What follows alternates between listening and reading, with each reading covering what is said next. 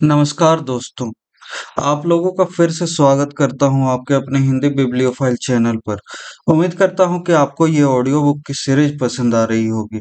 आपको ये सीरीज पसंद आ रही है या नहीं, इसकी जानकारी आप इस वीडियो में लाइक और कमेंट करके बता सकते हैं। और हाँ, आप हमें ये भी बता सकते हैं कमेंट में कि आपको अगली ऑडियो बुक किस पुस्तक की चाहिए। और आप लोगों को शुक्रिया भी करता हूँ कि आपने हमें इतना प्यार और सपोर्ट दिया, और उन सबों को तहे दिल से शुक्रिया जिन्होंने इस उस समय सपोर्ट दिखाया जब मेरे चैनल पर कॉपीराइट स्ट्राइक पड़ा था और कुछ ऑडियो बुक्स को यूट्यूब से रिमूव भी कर दिया गया था। और हाँ, आप हमें हमारे अगले अचीवमेंट, छोटी सी माइलस्टोन के लिए सपोर्ट करें, जो कि है 500 सब्सक्राइबर्स का। और हमें उम्मीद है कि आप इसमें भी मदद जरूर करेंगे। तो जैसा कि हम कर रहे थे, द साइकोलॉजी ऑफ मनी पुस्तक की ऑडियो बुक, जो कि मॉर्गन होसेल के द्वारा लिखी गई है, इसका हम इस वीडियो में अध्याय 10 करने वाले हैं, धन संपत्ति की बचत करें। चलिए, मैं आपको पैसे बचाने के लिए राजी करता हूँ। इसमें ज्यादा देर नहीं लगेगी, लेकिन यह एक अजीब काम है ना? क्या पैसे बचाने के लिए लोगों को मनाना पड़ता है? मेरा मानना है हाँ, बहुत से लोगों को मनाना पड़ता है। एक नियत आय के बाद लोग मुख्यतः इन तीन समूहों में आते हैं: जो बचत करते हैं, जिन्हें नहीं लगता कि वे बचत कर सकते हैं, जिन्हें लगता है कि उन्हें बचत की जरूरत ही नहीं। यह बाकी के दो समूहों के लिए है। पहला विचार सरल, लेकिन जो आसानी से अनदेखा हो जाता है, यह है कि संपत्ति निर्मित करने का संबंध आपकी आय या निवेश प्रतिफल से कम और आपकी बचत दर से अधिक होता है। दक्षता की शक्ति के बारे में एक कहानी। 1970 में ऐसा लग रहा था कि विश्व में सारा तेल खत्म होने वाला है। हिसाब अधिक कठिन नहीं था। वैश्विक अर्थव्यवस्था में तेल की खपत बहुत अधिक थी। वैश्विक अर्थव्यवस्था विकसित हो रही थी, और जितना तेल हम खुदाई करके निकाल सकते थे वह कम पड़ रहा था। शुक्र है कि तेल का खात्मा नहीं हुआ, लेकिन ऐसा इसलिए नहीं कि हमें अधिक तेल मिल गया या फिर हमने बेहतर ढंग से तेल की खुदाई करना सीख लिया। तेल संकट पर विजय पाने का सबसे बड़ा कारण यह था कि हमने ऐसी कारें, फैक्ट्रियां और घर बनाने शुरू कर दिए जो पहले की तुलना में अधिक ऊर्जा दक्ष थे। यूनाइटेड स्टेट्स 1950 के मुकाबले अब प्रति डॉलर 60% कम ऊर्जा का इस्तेमाल करता है। सड़क पर चलने वाली सभी गाड़ियों की औसत मील प्रति गैलन 1975 से अब तक दोगुना हो चुका है। 1989 की फोर्ड टॉरस सेडान का औसत 18 एमपीजी था। 2019 की सेवी सब अर्बन, जो बहुत अधिक बड़ी है, का औसत 18.1 एमपीजी है। विश्व ने अपनी ऊर्जा संपत्ति ऊर्जा को बढ़ाकर विकसित नहीं की, बल्कि अपनी ऊर्जा की खपत को घटाकर की। यूएस का तेल और गैस उत्पादन 1975 में 65% बढ़ चुका है, जबकि उस ऊर्जा के साथ हम जो कर सकते हैं, संरक्षण और दक्षता, उसके दोगुना हो चुके हैं। इसलिए यह देखना आसान है कि क्या अधिक महत्वपूर्ण रहा है। यहाँ पर महत्वपूर्ण बात यह है कि अधिक ऊर्जा ढूंढना हमारे नियंत्रण के बाहर है और अनिश्चितता से घिरा हुआ है, क्योंकि यह सही भूविज्ञान, भूगोल, मौसम और भू राजनीति के नाजुक मिश्रण पर निर्भर करता है। लेकिन जो ऊर्जा हम इस्तेमाल करते हैं उसमें अधिक दक्ष होने हमारे नियंत्रण में है। एक हल्की कार खरीदना या फिर बाइक चलाना आपके हाथ में है और 100% रूप से दक्षता में सुधार ला सकते हैं। हमारे धन पर भी यही लागू होता है। निवेश प्रतिफल आपको अमीर बना सकते हैं, लेकिन कोई निवेश कार्य नीति काम करेगी या नहीं, कब तक काम करेगी या मार्केट साथ देंगे या नहीं, यह हमेशा शंकास्पद रहता है। परिणाम अनिश्चित से घिरे रहते हैं। व्यक्तिगत बचत और मितव्ययिता वित्त का संरक्षण और दक्षता संपत्ति के समीकरण के वे भाग हैं जो अधिक रूप से आपके नियंत्रण में हैं, और भविष्य में भी 100% उतने ही प्रभावशाली होंगे जितने आज हैं। अगर आप सोचते हैं कि संपत्ति विकसित करने के लिए और अधिक धन और निवेश प्रतिफल की आवश्यकता होगी, आप उतने ही निराशावादी बन जाएंगे जितने 1970 में वे ऊर्जा के अंत में विश्वास करने वाले थे। आगे बढ़ने का पथ कठिन और आपके नियंत्रण के बाहर नजर आएगा। अगर आप इसे अपनी मितव्ययिता और दक्षता से संचालित होता देखेंगे, तो आपको अपनी नियति साफ नजर आएगी। संपत्ति बस संचित अवशेष है जो आपके खर्च के बाद बचती है। और क्योंकि आप बिना ऊंची आय के भी संपत्ति विकसित कर सकते हैं, लेकिन बिना उच्च बचत दर के संपत्ति जोड़ने का कोई मौका नहीं रखते, यह बिल्कुल स्पष्ट है कि क्या अधिक महत्व रखता है। महत्वपूर्ण रूप से संपत्ति का मूल्य आपकी आवश्यकताओं के सापेक्ष है। मान लीजिए आपकी और मेरी शुद्ध संपत्ति बराबर है, और मान लीजिए कि आप मुझसे बेहतर निवेशक हैं। मैं 8% वार्षिक प्रतिफल कमा सकता हूं और आप 12% कमा सकते हैं, लेकिन मैं अपनी संपत्ति को लेकर अधिक दक्ष हूं। कहिए कि मुझे एक सुखी जीवन बिताने के लिए उसमें से बस आधे पैसों की जरूरत है, जबकि आपकी जीवन शैली आपकी बढ़ती संपत्ति के साथ उससे मेल खाती रहती है। मैं आपसे अधिक समृद्ध रहूंगा, बावजूद इसके कि मैं आपसे खराब निवेशक हूं। मुझे अपने निवेश से कम प्रतिफल के बावजूद अधिक लाभ मिलेगा। आय के लिए भी यही लागू होता है। कम संपत्ति के साथ खुश रहना सीखने से आप क्या चाहते हैं और आपके पास क्या है, उसके बीच एक अंतर निर्मित हो जाता है। ठीक वैसे ही जैसे आपका वेतन बढ़ने से होता है, लेकिन उससे आसान तरीके से और आपके अधिक नियंत्रण में। एक उच्च बचत आय का मतलब यह भी है कि आपका खर्च सामान्य से कम होगा, और कम खर्च का मतलब है कि आपकी बचत अधिक होगी, तब की तुलना में जब आप अधिक पैसा खर्च करते। अब इसे इस संदर्भ में समझिए कि वार्षिक निवेश के 0.1% बेहतर प्रदर्शन को प्राप्त करने के लिए कितना समय और प्रयत्न लगता है। लाखों घंटों का अनुसंधान, व्यवसायियों द्वारा करोड़ों डॉलर का प्रयास, और यह समझना बहुत ही आसान है कि प्रभावी रूप से क्या अधिक महत्वपूर्ण और अनुकरण करने योग्य है। ऐसे भी पेशेवर निवेशक हैं जो सप्ताह में 80 घंटे कड़ी मेहनत करते हैं ताकि 1% का 10वां हिस्सा अपने प्रतिफल में जोड़ सकें, जबकि उनके वित्त में 2 या 3% ऐसे हैं जो जीवन शैली के कारण हैं और कम प्रयास से काबू में किए जा सकते हैं।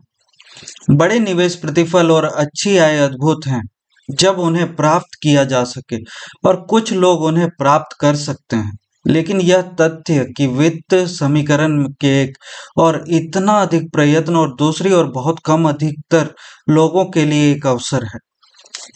आय के एक निश्चित स्तर के बाद आपको बस वह चाहिए जो आपके अहंकार के नीचे हो। मूलभूत चीजों की आवश्यकता सबको होती है। जब वे पूरी हो जाती हैं, आरामदेह मूलभूत आवश्यकताओं का एक और स्तर होता है, और उसके बाद वे मूलभूत आवश्यकताएं होती हैं जो आरामदेह, मनोरंजक और शिक्षात्मक भी हों।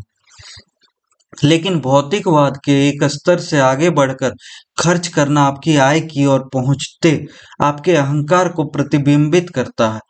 पैसे खर्च करने का वह तरीका जिससे लोगों को यह पता चल सके कि आपके पास पैसा है या था, इसे इस नज़र से देखिए। और बचत को बढ़ाने का सबसे शक्तिशाली उपाय आय को बढ़ाना नहीं है, बल्कि अपनी विनम्रता को बढ़ाना है। जब आप बचत को अपनी आय और अहंकार के बीच के अंतर के रूप में देखेंगे, आप समझ पाएंगे कि अच्छी आय वाले इतने लोग आखिर ज्यादा बचत क्यों नहीं कर पाते। स्वाभाविकता के विरुद्ध यह एक दिन प्रतिदिन का संघर्ष बन जाता है, जिसमें आप दूसरों का मुकाबला करने के लिए अपनी चादर से बाहर पैर फैलाते रहते हैं। वे लोग जिनकी व्यक्तिगत वित्तीय सफलता चिरस्थायी होती है, जरूरी नहीं कि उनकी आय अधिक ऊंची हो। उनकी प्रवृत्ति कुछ ऐसी होती है कि दूसरे लोग उनके बारे में क्या सोचते हैं, इस बात से उन्हें कोई फर्क नहीं पड़ता। अतः लोगों की बचत करने की क्षमता जितना वे सोचते हैं, उससे कहीं अधिक उनके नियंत्रण में होती है। कम खर्च करके बचत की जा सकती है, अगर आपकी कामनाएं कम हो तो आप पैसा भी कम खर्च करेंगे, और आपकी कामनाएं कम रहेंगी अगर आप इस बारे में कम परवाह करेंगे कि दूसरे लोग आपके बारे में क्या सोचते हैं। जैसा कि मैंने इस किताब में तर्क दिया है, धन संपत्ति वित्त से अधिक मनोविज्ञान पर निर्भर करती है, और आपको बचत करने के लिए किसी खास कारण की जरूरत नहीं होती। कुछ लोग घर के अग्रिम भुगतान, नई कार या सेवानिवृत्ति के लिए बचत करते हैं। यह बहुत अच्छी बात है, वाकई। लेकिन बचत करने के लिए हमें किसी विशेष वस्तु को खरीदने के उद्देश्य की आवश्यकता नहीं होती। आप सिर्फ बचत करने के उद्देश्य से बचत कर सकते हैं, और वास्तव में आपको ऐसा करना भी चाहिए। सभी को करना चाहिए। किसी विशेष उद्देश्य के लिए बचत करने का मतलब एक पूर्वानुमानित संसार में बनता है, लेकिन हमारा संसार ऐसा नहीं है। बचत सबसे खराब क्षण में आपको भौचक्का कर देने वाली जीवन की अपरिहार्य क्षमता के विरुद्ध एक ढाल है। बचत का एक और लाभ, जो खर्च करने के उद्देश्य से संबंधित नहीं है, वह हमने अध्याय 7 में देखा, अपने समय पर नियंत्रण प्राप्त करना। पैसा जिस प्रत्यक्ष सामान को खरीद सकता है, उसे सभी जानते हैं। अप्रत्यक्ष पहलू को समझना कठिन है, इसलिए यह अक्सर अज्ञात रह जाता है। लेकिन संपत्ति के अप्रत्यक्ष लाभ हमारे सुख को बढ़ाने में कहीं अधिक मूल्यवान और सक्षम सिद्ध हो सकते हैं, बजाय उन प्रत्यक्ष वस्तुओं के जो हमारी बचत का स्पष्ट रूप से लक्ष्य होती हैं।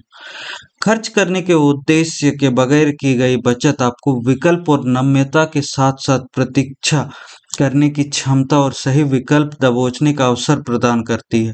यह आपको सोचने के लिए समय देती है, यह आपको अपनी खुद की शर्तों पर रास्ता बदलने की क्षमता देती है। बचत का हर छोटा भाग भविष्य के एक बिंदु की अधिकृत कर उसे अपने आप को देने जैसा है, जिसका मालिक कोई और हो सकता था। यह नम्यता और अपने समय पर नियंत्रण संपत्ति के एक अदृश्य प्रतिफल के समान है।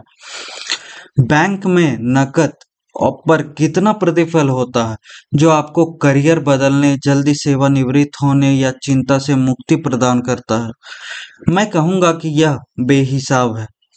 यह 2 कारणों से बेहिसाब है।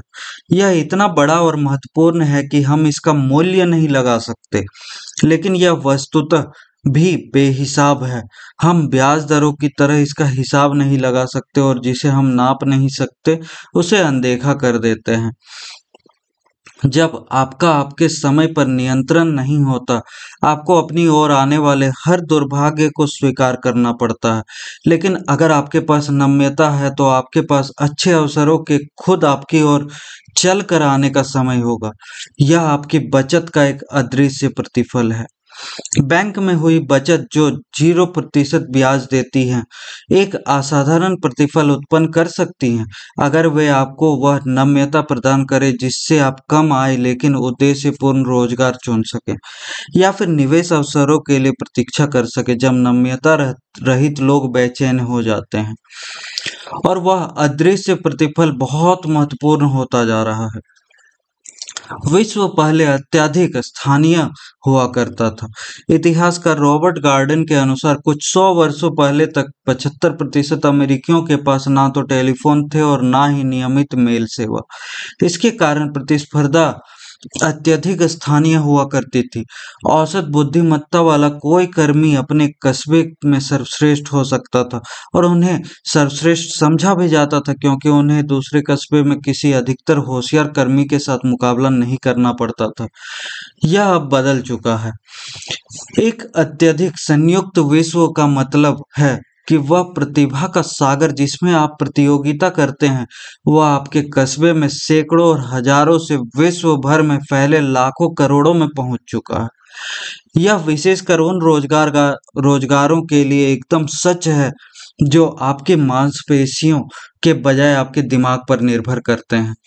अध्यापन, मार्केटिंग, विश्लेषण, कंसल्टिंग, लेखांकन, प्रोग्रामिंग, पत्रकारिता और यहाँ तक औषधि भी वैश्विक प्रतिभा सागर का में स्पर्धा करते हैं। और अधिकतर क्षेत्र इस वर्ग के अंतर्गत आते जाएंगे जैसे जैसे डिजिटाइजेशन वैश्विक सीमाओं को मिटाता जाएगा, जैसे सॉफ्टवेयर विश्व को खा रहा है।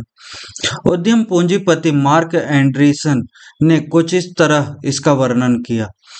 जैसे जैसे आपकी प्रतिस्पर्धा की सीमा विस्तृत होती जा रही है, एक प्रश्न जो आपको खुद से पूछना चाहिए वह यह है कि मैं कैसे दूसरों से बेहतर हूँ, मैं होशियार हूँ।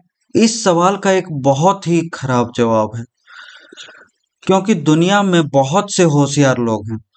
प्रति वर्ष लगभग 600 लोग सेट्स में सफल होते हैं, अन्य 7000 लगभग उसके नजदीक आते हैं। एक सार्वभौमिक विश्व में जहां विजेताओं को सब मिलता है, ये लोग आपके सीधे प्रतिद्वंदी हैं। बुद्धिमत्ता इस विश्व में इतना विश्वस्त लाभ नहीं है जो इतना जुड़ चुका है, लेकिन नम्यता है। एक ऐसे विश्व में जहां बुद्धिमत्ता अत्यधिक संयुक्त है और बहुत से पुराने तकनीकी कौशल स्वचालित हो चुके हैं, स्पर्धात्मक लाभ सूक्ष्म और व्यवहार कौशल को मिलता है, जैसे संचार कौशल, संवेदना और शायद सबसे अधिक नम्यता। अगर आप में नम्यता है, आप अच्छे अवसरों की प्रतीक्षा कर सकते हैं, अपने करियर में भी और निवेश में भी। आपके लिए आवश्यकता अनुसार एक नया कौशल सीखने की संभावना अधिक होगी। आपके मन में उन प्रतिद्वंदियों के साथ होड़ करने की चाह कम होगी, जो वह कर सकते हैं जो आप नहीं कर सकते, और आपके पास अपनी खुद की गति के अनुसार अपनी अभिलाषा और स्थान ढूंढने की अधिक छूट होगी। आप एक नई दिनचर्या, एक धीमी गति ढूंढ सकेंगे और जीवन के बारे में अलग धारणाओं के साथ सोच पाएंगे। इन सब चीजों को कर पाने की क्षमता, जब अधिकतर अन्य लोग ऐसा नहीं कर सकते, ऐसी कई चीजों में से एक है जो आपको एक ऐसे संसार में अद्वितीयता प्रदान करेगी जहां बुद्धिमत्ता अब एक दीर्घकालिक लाभ नहीं है।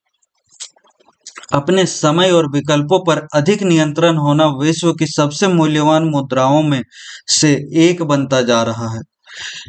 इसलिए अधिकतर लोग बचत कर सकते हैं और उन्हें करनी भी चाहिए। आप जानते हैं उन्हें और क्या करना चाहिए।